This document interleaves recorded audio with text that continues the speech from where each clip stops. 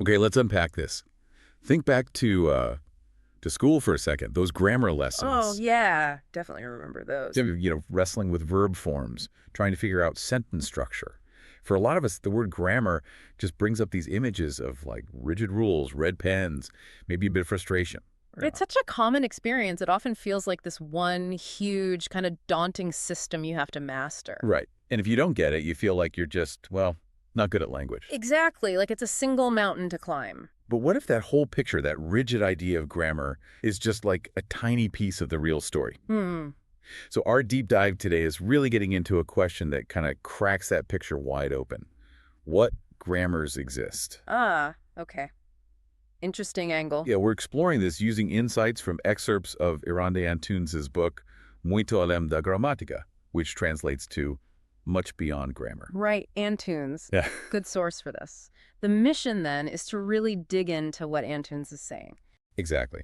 Because the source shows us that when people say grammar, they could be talking about, well, fundamentally different things. And understanding that difference, it's not just academic jargon, is it? Not at all. Yeah. It can really change how you think about language rules, how we learn, even why some ways of speaking end up having more, social clout than others. Okay, I'm intrigued. Might change some perspectives for listeners, you think? I think so. Get ready for maybe a few aha moments. All right, let's do it. Where does Antunes start? Well, Antunes kicks off by pointing out the very confusion we were just talking about. The fact that we use one word for many ideas. Precisely. They note that using this single word grammar for such different concepts leads to misunderstandings, Hmm. a kind of false impression, really. Like oversimplifying things. Yeah, Antunes describes it as a simplification, a reduction of really complex linguistic facts down to just one label. Makes sense. It's like trying to describe, I don't know, a whole forest by just talking about pine trees. Good analogy.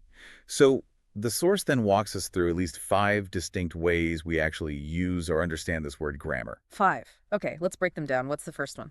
All right, peeling back that first layer, grammar number 1. The source describes this as the set of rules that actually define how a specific language works. It's internal mechanics. Okay, the fundamental structure. Yeah, and here's the part that might be revolutionary for some. Hmm.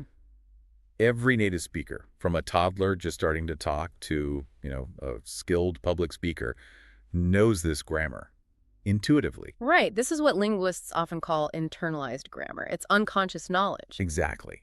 It's that deep-seated knowledge that lets you build grammatical sentences without consciously thinking, okay, subject, verb, object. It's how, without being explicitly taught how to, say, change a verb tense correctly or make something plural or just arrange words so they actually make sense in your language, you just absorb it. Yeah, just by hearing it and using it constantly. Antunes gives an example, doesn't she? Yes, a really good one. Imagine a child, maybe only 2 years old. Someone asks them what they want to do with their grandma. The child just says, quiero, which means I want. Simple but profound. Think about that. That child who hasn't had any formal lessons didn't say queremos, which is we want, or quis, wanted, or querum, they want. They automatically picked the right verb form, first person, singular, present tense, for that specific situation.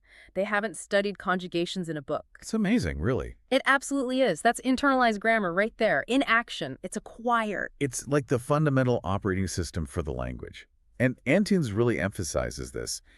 No language exists without grammar in this sense. Right. It's inherent to language itself. So anyone who speaks a language knows its grammar, even if they, couldn't tell you what a prepositional phrase is. Absolutely. It's learned naturally through experience, exposure, which feels very different from how we often think about grammar, especially from school. Totally different. Yeah. Which actually leads us nicely into the second concept Antunes discusses. Grammar number 2. Okay, so how is this one different? Well, it's dramatically different. This one isn't about the inherent structure of the language as a whole. It's defined as a set of norms regulating the cultivated norm. Okay, cultivated norm. That sounds less about the nuts and bolts of language and more like a social thing, a standard. You got it. This type of grammar doesn't try to describe the language as everyone speaks it. It focuses very specifically on the ways of using language that are seen as socially prestigious. The correct way, as some people might put it. Exactly. The correct way within certain groups, often, historically, the more elite or powerful ones. And Antunes makes a really critical point here, Which is, that what gets labeled correct or incorrect in this sense isn't purely based on, say, linguistic logic or clarity or efficiency. so it's not about whether people can understand you easily or if the sentence follows some kind of inherent language logic? Not primarily, no. The source really highlights that these norms, these standards, they get shaped by historical events, social conventions, economic factors, even the political power of the communities whose language habits become the benchmark. Wow. So this is where the idea creeps in that one dialect or way of speaking is somehow inherently better than another? That's often where it comes from, yeah. Yeah. Not from the language's own internal system, our grammar one, but from these outside non-linguistic social forces. Ah, okay. So when someone gets their grammar corrected, it might often be less about breaking a fundamental rule of the language itself.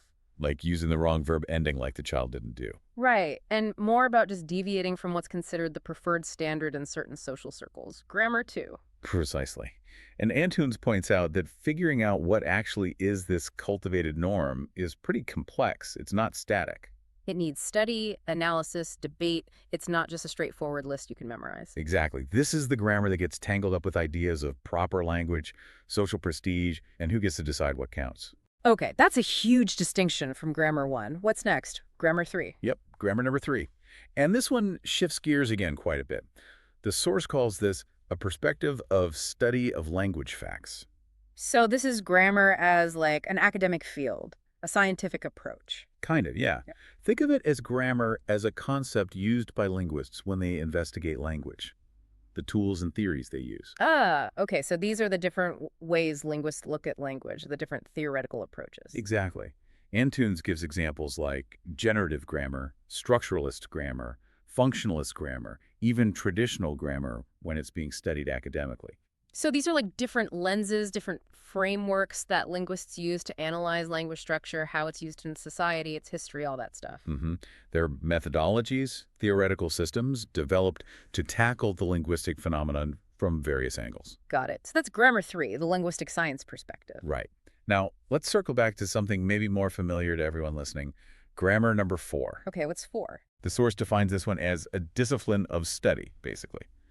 School grammar. Ah, the one we started with, the source of much angst, perhaps?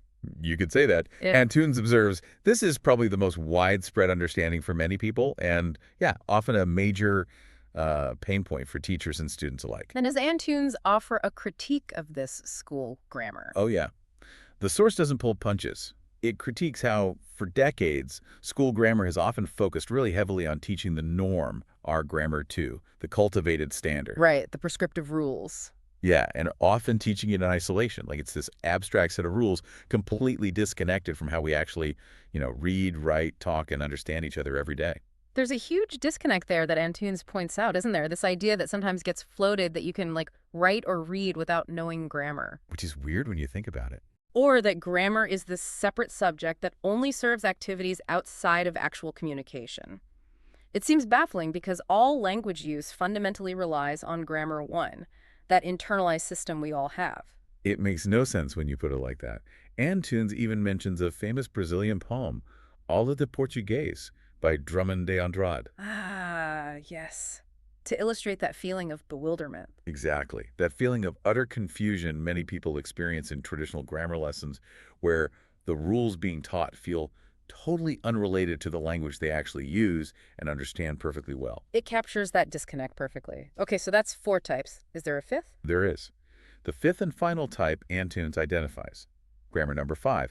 This is described as a descriptive normative compendium of a language. Okay, compendium, so like a book. Exactly. Grammar in the sense of a physical grammar book, the thing you might actually buy or consult. Right, the reference book on the shelf.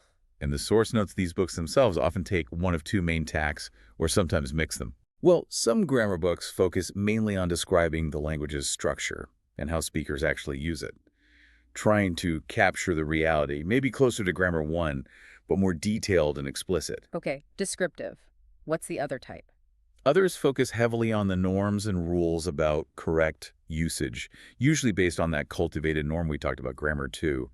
They're more prescriptive. Telling you how you should speak or write according to a certain standard. Exactly. But here's a really crucial, critical point Antunes makes, kind of tying together grammar 2, 4, and this one. Lay it on me. These grammar books, these compendiums, they are human products. They aren't delivered from on high. Meaning they're subjective. Inherently subjective, yes.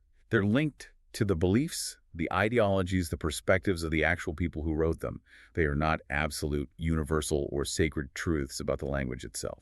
That's a really important point to absorb. We often treat these books like they're the ultimate authority, like linguistic law. Right, like they just are the language. But Antunes is saying, no, they are selections, interpretations, codifications made by specific people at a specific time, and they often reflect the social biases of their era, like privileging certain ways of speaking over others. They're a perspective on the language, not the language itself in its entirety. Okay, wow. So quick recap then. Yep. We've got grammar 1, the internalized code every speaker knows. Mm-hmm.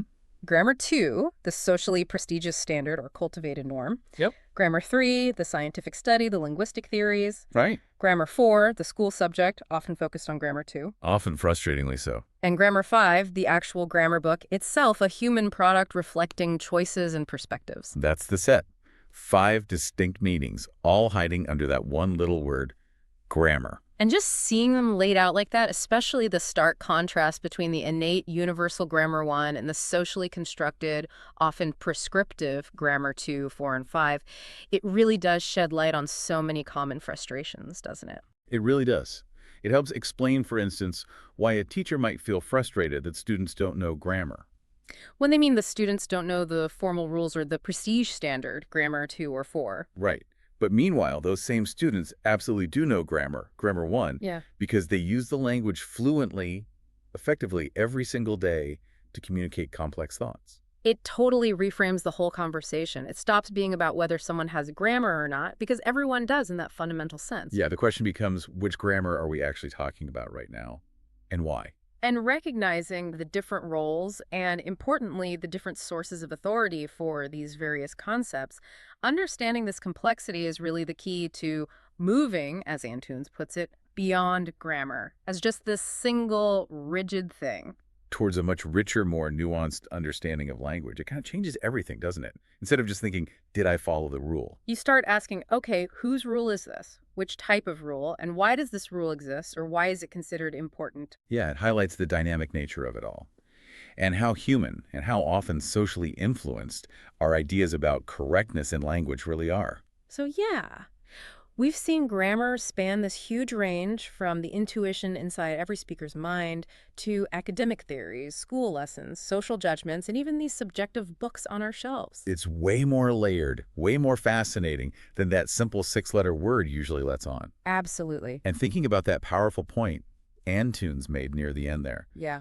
the grammar books and the norms they often try to enforce aren't absolute truths. They're human, subjective, tied to beliefs and ideologies. That was a key takeaway. So if the rules we often get told are correct, the grammar 2 or 4 stuff are actually shaped significantly by social power, by convention, by specific perspectives, what does that really mean for the whole idea of there being one single universally correct way to speak or write? Yeah, that's the big question, isn't it? And relatedly, who gets to decide what that standard is and why? It definitely throws open the door to thinking critically about language authority, about standards, about how language intersects with society and power. Food for thought, for sure. Definitely.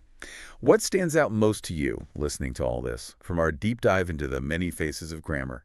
Something to chew on until our next deep dive.